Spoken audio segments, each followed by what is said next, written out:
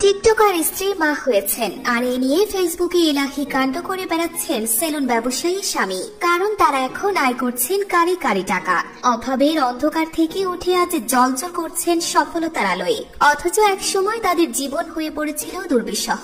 3 minute 21 সেকেন্ডের একটি video বদলে দিয়েছিল তাদের প্রতি মানুষের দৃষ্টিভঙ্গি। বলছিলাম জান্নাত ও তোহার কথা।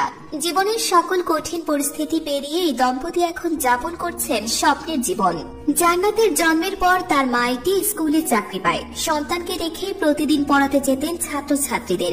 জান্নাতের বাবা বাহিরে যেতেন ব্যবসার কাজে। ফলে বাবা মা থাকতেও একা একাই বড় হয়ে থাকেন এই টিকটকার। এমন সময় অন্য পুরুষের সাথে জড়িয়ে পড়েন তার মা। বিষয়টি জানাজানি হলে চাকরি ছাড়তে বলেন জান্নাতের বাবা, কিন্তু চাকরি ও প্রেমিককে রেখে বাকি সবকিছু ছেড়ে দেন এই নারী। ফলে ডিভোর্স হয়ে যায় জান্নাতের বাবা মায়ের। জান্নাতের বয়স তখন মাত্র 4 থেকে 5 বছর। এরপর রীতিমতো একটা ফুটবলে পরিণত হন তিনি। মায়ের কাছে গেলে তিনি গ্রহণ করেন না, বাবার কাছে গেলে তিনিও তাড়িয়ে দেন। অবশেষে ঠাঁই হয় ঢাকা শহরে মামার বাসায়। পিএসসি পরীক্ষা দিয়ে ভর্তি হন মিরপুরের একটি স্কুলে, কিন্তু মন টেকে না।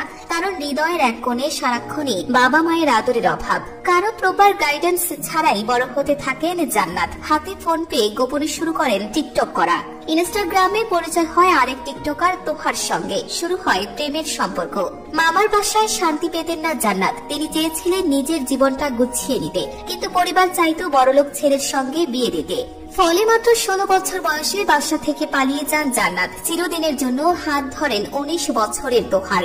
জান্নাতকে বিয়ের আগে তোহা শর্ট ফিল্ম ও নানা কন্টেন্ট বানাতেন, কিন্তু রিচ খুব ভালো একটা ছিল না। বিয়ের পর ভিডিও থেকে একদম সরে যান তিনি। শুরু করেন চাকরের জীবন। মাত্র 8,000 টাকা বেতনে চাকরি নেন। 500 টাকা একটা ঘর ভাড়া নিয়ে শুরু করেন স্বপ্নের সংসার। তোহা অফিসে গেলে অনলাইনে সময় কাটাতেন জান্নাত। ভিডিও দেখতেন কাপল ব্লগারদের, ভাবতেন তারাও শুরু করবেন। তোহা সাপোর্ট করতেন না শুরুতে। তাই একদিন স্বামীকে না জানিয়ে দুজনের একটি ভিডিও আপলোড করেন জান্নাত। মাসখানেকের মধ্যে সেই ভিডিওর ভিউ হয় 1 মিলিয়নেরও বেশি। এরপর থেকে নিয়মিত কন্টেন্ট বানাতে শুরু করেন তারা। তবে হঠাৎ একদিন জান্নাত ও তোহার ব্যক্তিগত ভিডিও জনসম্মুখে চলে আসে। নেটিজেনদের দাবি লাইমলাইট পেতে এমন কাজ করেছেন তারা, কিন্তু আসল বিষয়টা মোটেও তা নয়। তাদের মতে ফোন চুরি হওয়াতেই ভিডিওটি ছড়িয়ে পড়ে। চোর মোটা অঙ্কের টাকা দাবি করে। টাকা না পেয়ে তাদের ভিডিওটি পাবলিক করে। টাকার অভাবে একটা সময় না খেয়ে থেকেছেন তারা।